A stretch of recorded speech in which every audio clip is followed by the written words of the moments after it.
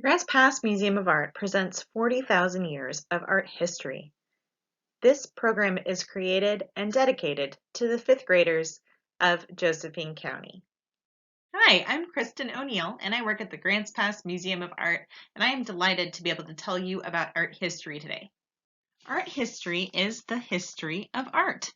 It is also the history of people and towns, governments, ideas, and religions.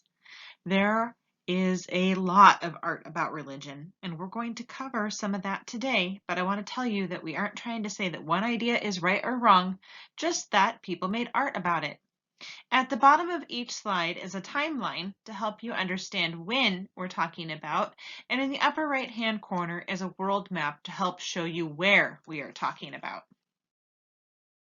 Cave painting is the first form of art that we know about. Shown here on the left are the Lascaux caves in France.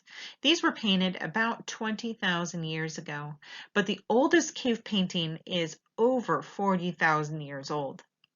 Cave paintings were protected from the elements of weather and climate changes, and so they have survived until now. It is possible other types of art existed but did not survive.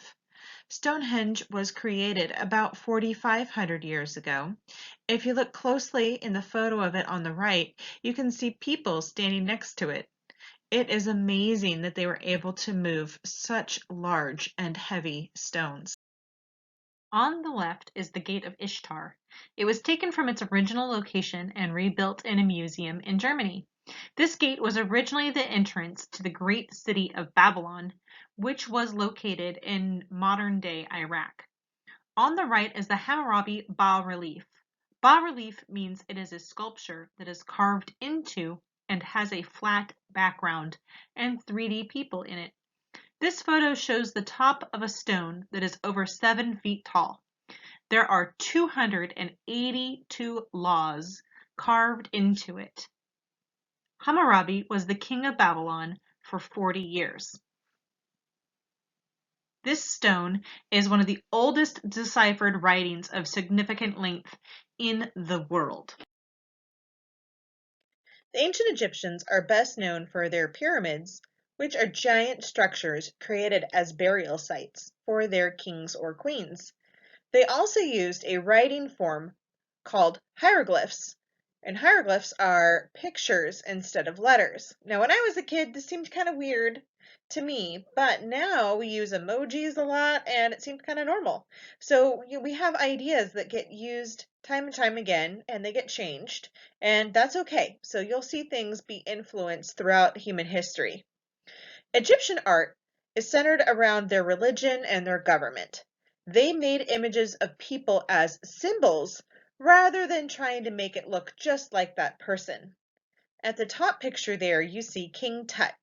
One of the reasons we can tell that King Tut was very important just by looking at this is the type of materials that were used. That is gold and lapis lazuli, which are both very expensive, and it would take a lot of resources to gather those to create the sarcophagus. Greek art is usually considered so cool that we just refer to it as the classics. So, Greek art is all about being the best human you can be, the best individual that you can be. And it's about also their mythology, so their belief systems and their stories that they had about why things were. Often when you see a sculpture of a person, they are super physically fit, right? They're like super buff. Like you look like they've been in the gym all day. We don't have any couch potatoes in this kind of art. And you got to remember the Greeks are really into athletics. These are the people that invented the Olympics. And when we see these sculptures nowadays, we can get distracted by the fact that they might be missing arms or heads. And we just have to remember that things get broken after they've been around for a few thousand years. Somebody drops something, there's a big storm, maybe a city gets bombed, all kinds of things can happen. The building you see there, that is the Parthenon. Now, the Parthenon is a really famous building. It was the biggest building in its time. And we see these big, fancy Greek columns that are holding the building up. They needed a lot of math and geometry and knowledge about how to build this in order to make it make it stand. So the fact that they did build it was quite the feat. Now we just go, oh yeah, sure, it's a building, but back then it was a really big deal. And it's very precise and figured out. And so that's all done with math. The Greeks are very big into geometry. And on the right, that winged figure there, that is the Nike, the goddess of winged victory. The Roman Empire was centered in Rome, Italy, but took over most of Europe. They built great buildings, and because of the Roman arch, which is that curved arch you see on the Colosseum picture there at the bottom, they were able to build taller than the Greeks had. They were also able to do really cool things like run aqueducts through the countryside, delivering water to places that had not had reliable water sources. Roman roads were built to accompany 2 horses side by side. This is still the size of our car lanes today.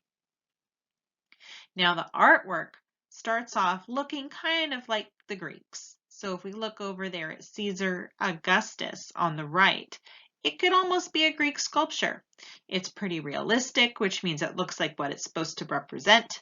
And I can say, yep, that's Caesar Augustus. I recognize that guy. Then there was a huge shift in the Roman Empire, and it was a religious belief shift. During Augustus's time, they were a pagan empire, which means that they had many gods that they worshipped. Then they switched over to being a Christian empire and had one god, and that changed the way that the artwork looked like. So whenever you have that big of a shift in religion, it's going to change the art. And so we see this circular family portrait here in the middle. Now, I usually get asked about why is that one person's face missing? What happened there? And the Romans had a tradition that when a new Caesar came into power, if he didn't like somebody, he would try to erase them from history. So this was a family where the older brother became the Caesar first, and then the little brother became in power and tried to have his big brother completely erased from history. It didn't work, but it did wreck this piece of artwork. The building on the top there, that is a really cool building called the Pantheon. And you'll see that there's that shaft of light coming out through the hole in the center of the ceiling. Now, if you're going to make a big dome on top of a building, the most important piece to hold it all together is the centerpiece. It's like having a bunch of arches combined into one thing to hold together a dome. And so if you're going to build an arch, you really need that centerpiece to hold it all together, keep it from collapsing. So here the architect built the whole dome and then took out the centerpiece. So it's an amazing, amazing thing in architecture, very famous, very hard to do. Not so good if it rains, then your floor gets wet, right? So this might be why we don't see a lot of this now, but pretty neat because as the world spins, where the light points through the oculus changes and it highlights different things within the building.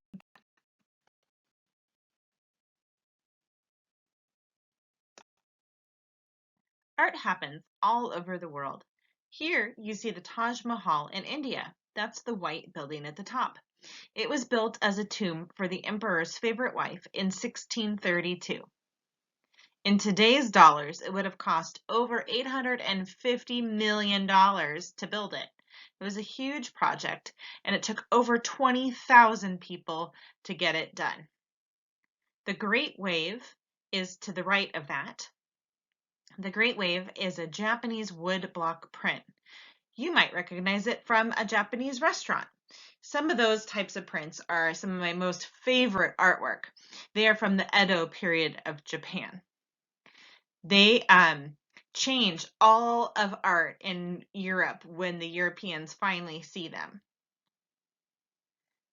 On the right is an Indian sculpture about a Bodhisattva of wisdom made in the 9th century. And you can see that it is also a bas relief like we saw earlier.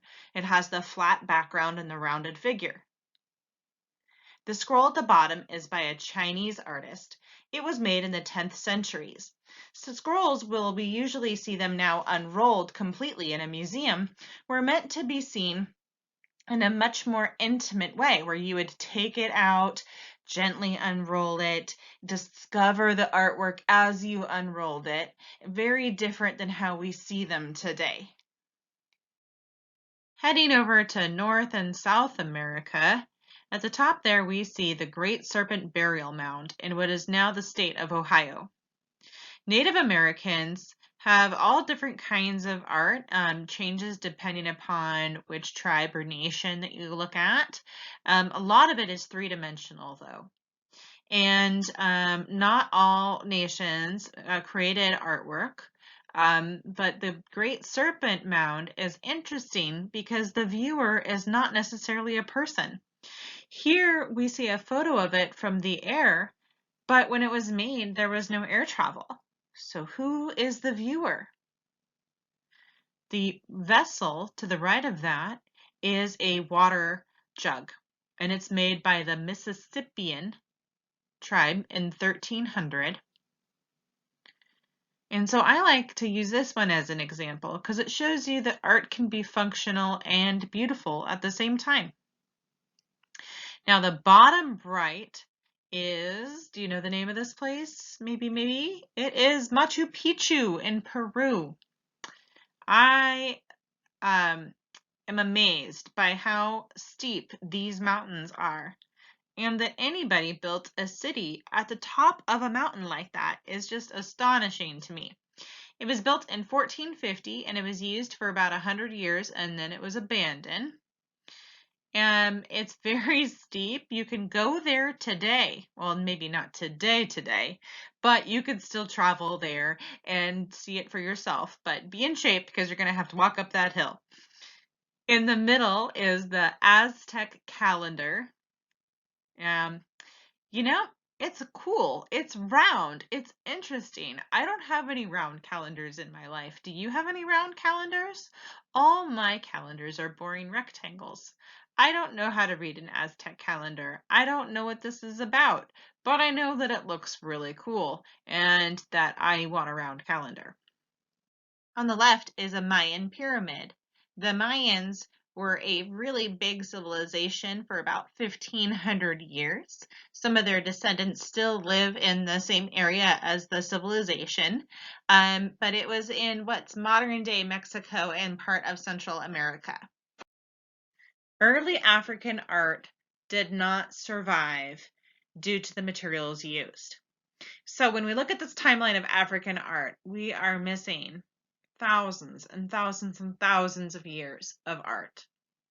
African art has always been more abstracted than the rest of the world's.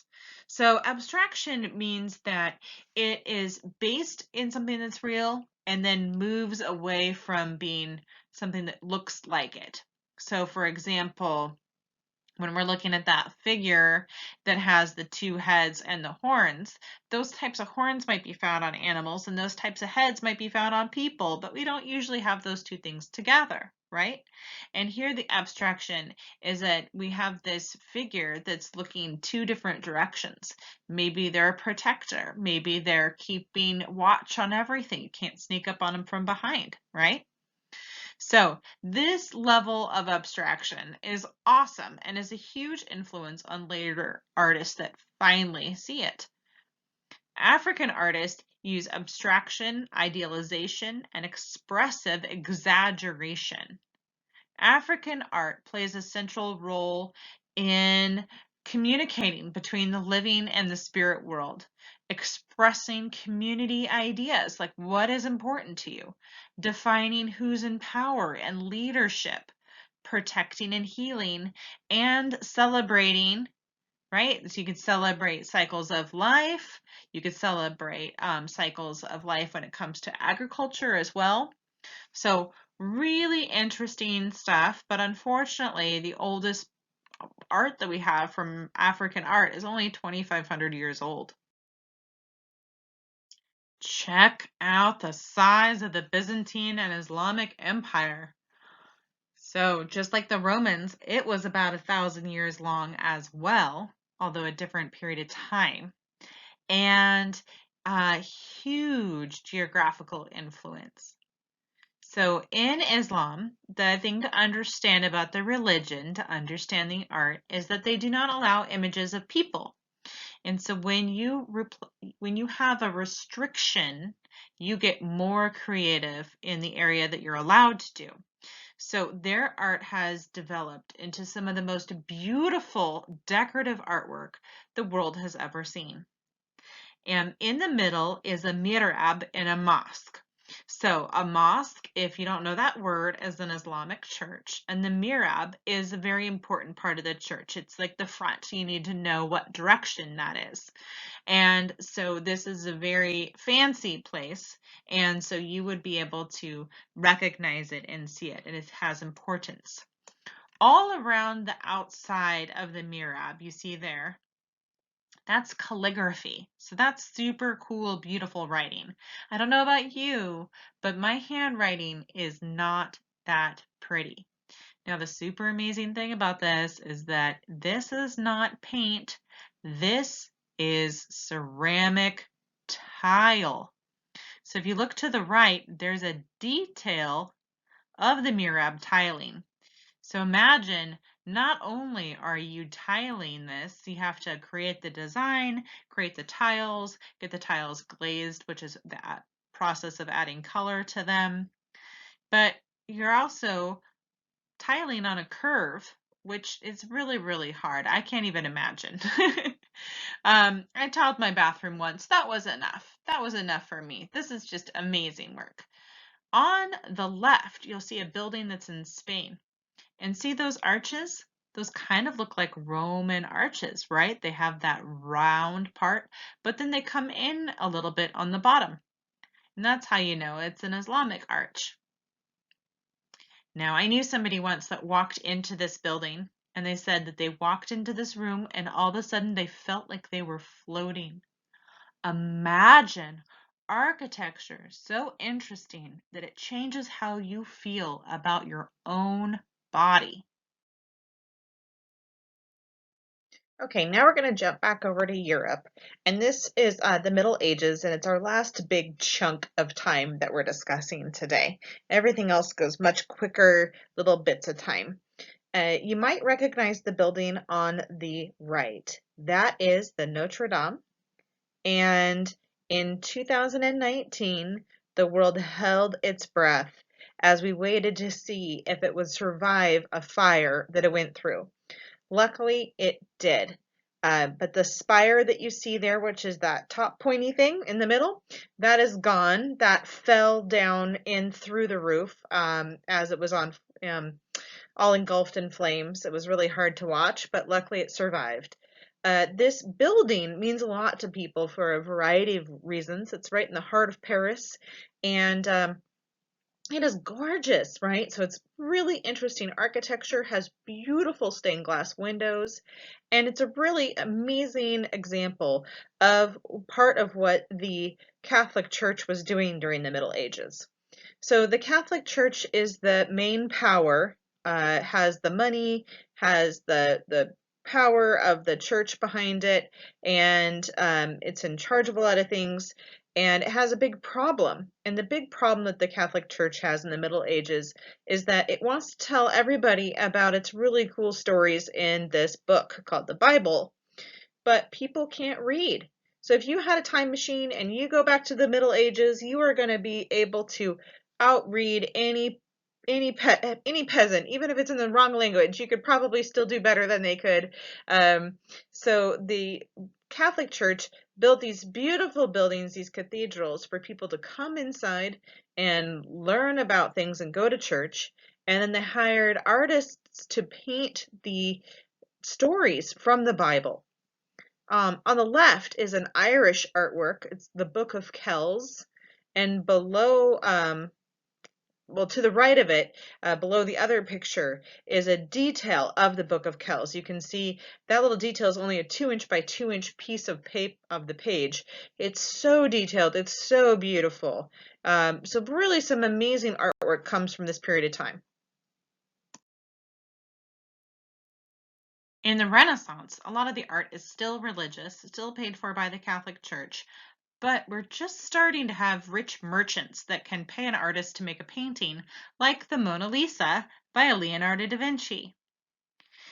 He made also a lot of artwork in what we call fresco, which is painting onto a wet wall that then hardens. Now, you have to make no mistakes when you paint in fresco, because if you make a mistake, you have to chisel it out and start again.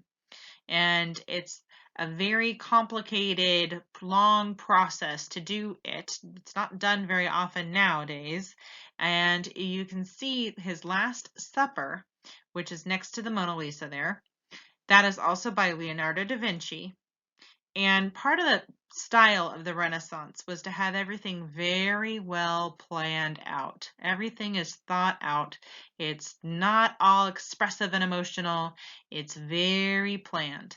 And so here we have the story of the Last Supper, and it's all very organized. The 12 disciples are grouped into 4 groups of 3, with Jesus in the middle, who's framed by the window, and then the lines of the architecture of the building all lead towards him. So your eye goes right to him.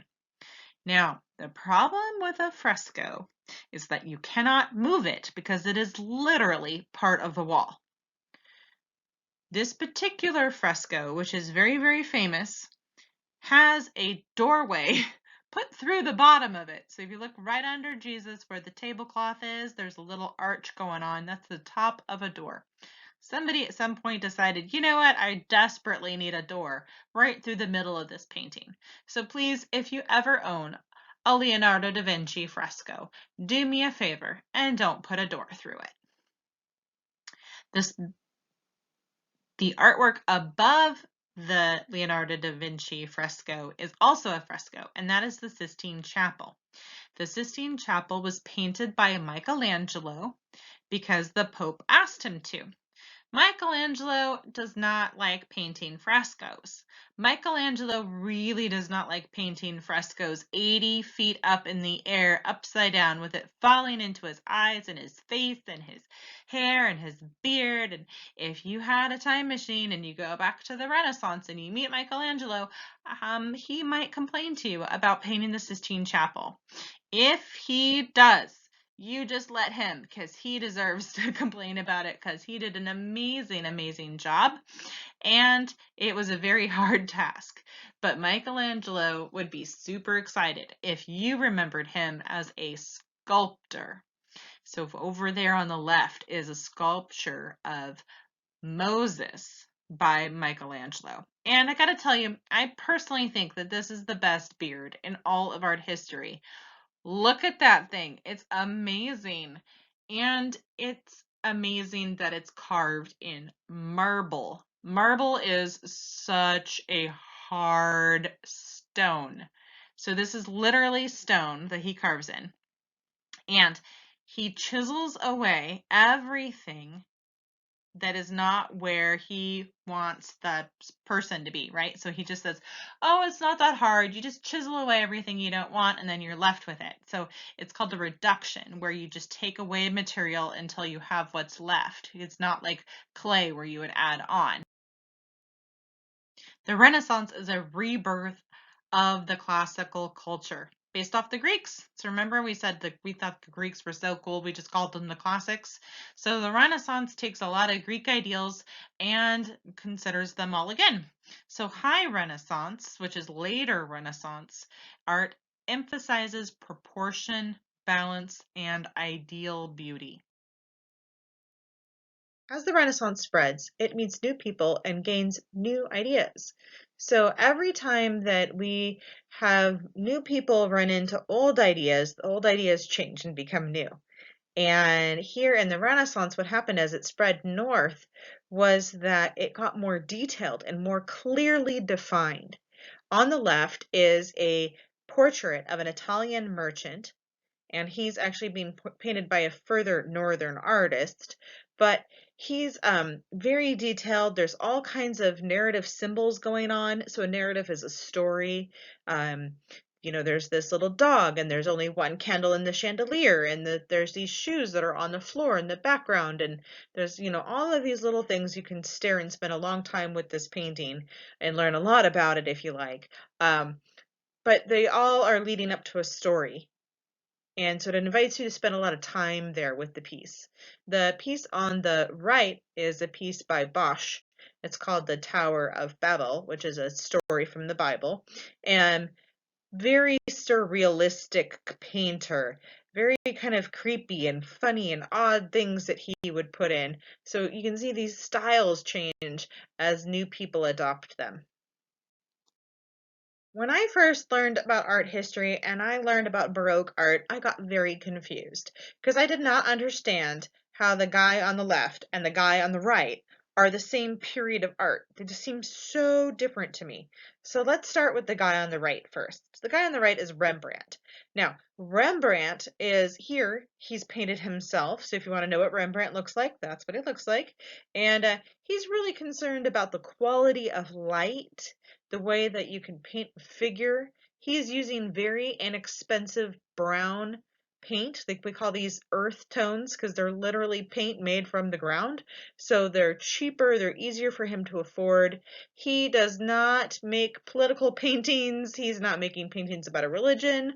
He's just making paintings about people. Very calm, very quiet, very contemplative. A master when it comes to the paint handling, big, huge influence for generations to come. The guy on the left, however, is using art as a weapon. That Mr. Fancy Tights, as I like to call him, is actually Louis XIV. He's King of France. And he is not content with just being the King of France. He wants to be the king of everything. He wants to take over the Catholic Church. He wants to do this and that. And he wants you to think that he's cool. So how he's weaponized art is that he has a super fancy palace, like you can see in the middle picture there. Everything is covered in gold and crystals, and he has Italian marble floors and painted ceilings, and he wants you to feel intimidated. So when you show up, you're not going to argue with him, you're going to go along with his plan. He's using all the fancy, expensive colors. He's dressed in the height of fashion. We think that he looks kind of silly in our mind. Like if we saw him going down the street, we'd be like, look at that crazy guy. I hope he's going to a costume party, right? But we have to put on our history memory and think, okay, if I was back at the time, I would think this guy was looking really cool, right? So here he's using art to intimidate you so you will agree with his opinion that really he should be speaking of everything. Neoclassical art has a really funny name because neo means new and classical is the old stuff. So welcome to the new old stuff. Now, what is classical also? It's Greek, right? So what is that building there on the left? Well, that's our White House, right? And what kind of columns are those? They're Greek. Why do we have Greek columns on our White House? We're not the Greeks. Well, what had happened was we were a brand new country and we really thought that we needed to look cool, right? Because we were the new kid on the block and we needed to make a good impression. And we didn't think we were going to intimidate anybody if they came over the ocean to meet us and we brought them to a little log cabin and served them some maple syrup. So we dressed up as fancy as we could, which meant we dressed up our buildings like the ancient Greeks.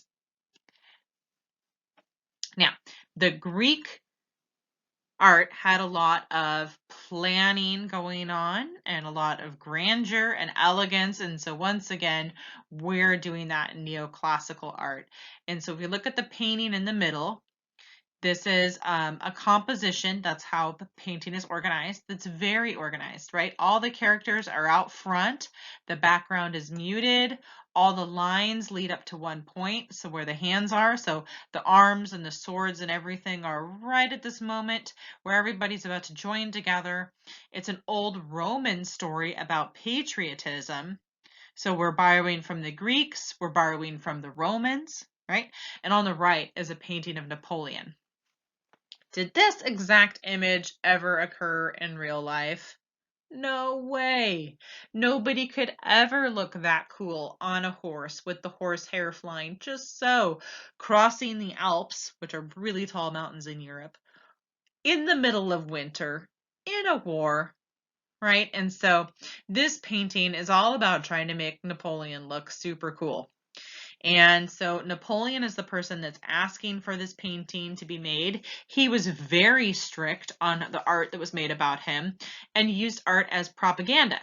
So propaganda is information that's usually biased or misleading, that's used to promote or to make popular a particular political cause or point of view, right? So here he is. He wants you to think he's super cool. And the artist has made a little point here that Napoleon missed. See that horse? Look at that horse's feet. What's right next to it? A cliff. The artist has painted a little cliff for Napoleon to fall off of. So remember, we artists leave you, the viewer, clues about what we really think sometimes, just to make it be heard, right? We might get paid to do a portrait, but if you're kind of a mean guy all the time, we might make that known. Romanticism art is about imagination and individuality. See how the man has his back to us? That allows us to pretend to be him and imagine ourselves standing there. On the right, Turner's painting of a ship on fire is very dramatic and emotional. This art is not about politics and religion. Realism takes a turn, leaving the wealthy and powerful behind. Instead, it celebrates the working class and peasants. Painting landscapes starts outside for the first time. This is called un plein air. I think it's really funny that it took us 40,000 years to think, hey, let's go outside and paint. That's a good idea. And I'm pretty sure that even though this is not what he said it was about, that the man on the right has forgotten his homework. The Impressionists are a group of people that are hanging out together. They're mostly friends, and they're starting to think, you know what? We could do some different stuff with painting. We don't just have to paint these really big, huge classical portraits of people. Like, let's go outside and paint. And so the people that do those really big classical portraits are like, God, you've forgotten how to paint. What are you thinking? That's not a painting. That's just an impression of a painting. And so the Impressionists are like, fine, we're the Impressionists. How do you like us now? Right? I gotta love that. When you strike out on your own and somebody else doesn't understand and you just decide to wear that as a badge of honor and keep going, that takes a lot of guts. The Impressionist movement is possible because of a few different things that all collide together at the same point in time. One, photography has arrived in Paris. So now if I want to go get my portrait taken, I don't have to sit down and wait for a painter to paint me for 4 days. I can go to a photography studio and get my picture taken. So the Impressionists have decided, hey, let's go outside and let's capture these moments of light. And one of the reasons they can do that is another thing that's happened is they have new colors. Remember how Mr. Fancy Tights was trying to impress you with his red and his blue paint because those were really fancy, expensive colors? Here, we can have red and blue paint without being the King of France or the head of the Catholic Church. And we have paint in tubes, so we can take our paint outside. Despite the name Post-Impressionism, Post-Impressionism actually is happening at the same time as Impressionism. Inspired by Impressionists, the Post-Impressionists focus more on color theory and emotion. On the left, Starry Night by Van Gogh. Do you think that the night looked like this? Or did the night feel like this? On the right is a painting by George Seurat, and it is made up completely by little dots. There are red dots among the green to make the green look more green, by having the opposite color there. This idea was inspired by him reading a scientific paper on how the eye works. And so this painting was an experiment on trying to make the bright colors seem even brighter. New pigments and art from the East allow European artists to explore colors never available to them before and new ideas of how art can look. This is where woodblock prints from Edo, Japan have a huge influence on artwork. So Van Gogh saw those woodblock prints and started copying ideas that they had and exploring a whole different way of imagining how the space should look within a picture. And this started his work to become more and more flattened out. And this completely changes the direction of art again.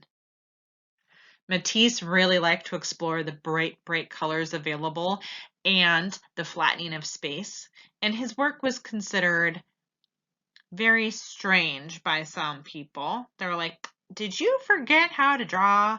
Don't you know if you put a big black line around a lemon, it looks flat? But Matisse was really exploring that. He did have somebody that told him that his work looked like the work of wild beasts.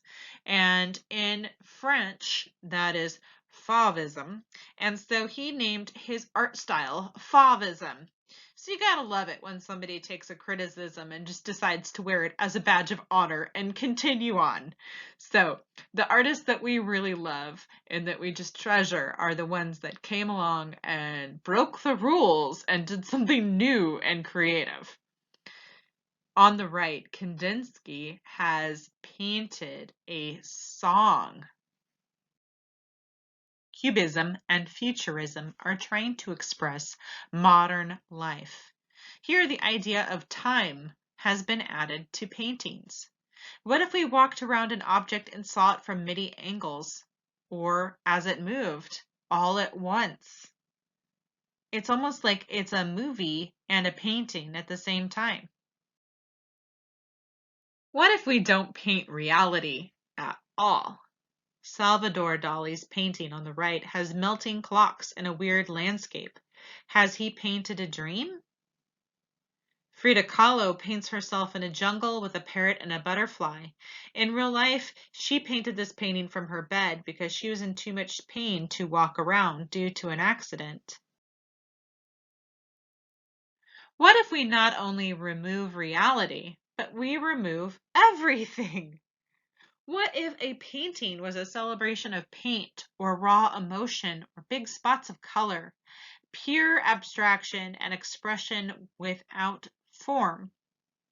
So here painting leaves behind the subject matter and starts just exploring the formal aspects of painting. So color and form, texture, movement, those sorts of things. This is also the kind of art that a lot of people don't understand. And then they try to say something like, well, my dog could have painted that. But I really invite you to not be dismissive when you don't understand something, but to ask questions like, why would you do this? Do I like this? Do I not like this? Why? What if we make high art about low art? What if we recreate soup labels and call it art? What if we take a 2-inch comic strip from a newspaper and make a huge painting? Popular art absorbs consumerism, and people start to question, what is art anyway? What if we look back on it all and pick it apart? Gerhard Richter's two pieces on the right are so different from each other. One is smeared paint and the other a blurry photograph, but both explore the idea of art without a center focal point and rework and mix past styles. The top photo is an art museum in Minnesota designed by Frank Gehry. What a fun looking building! Can you imagine a world where all the buildings looked like this? And on the lower left is Balloon Dog in blue by Jeff Koons. Art is a visual language. We all share a history of this language and an ability to decide for ourselves how we want to participate. Do we want to look? Do we want to make some art? What ideas will we borrow? What rules will we break? How will we share it with others? What is our idea? There is no limit of possibilities. Thanks to the following foundations and corporations for making the museum's fifth grade field trips possible. We look forward to seeing you at the Grants Pass Museum of Art.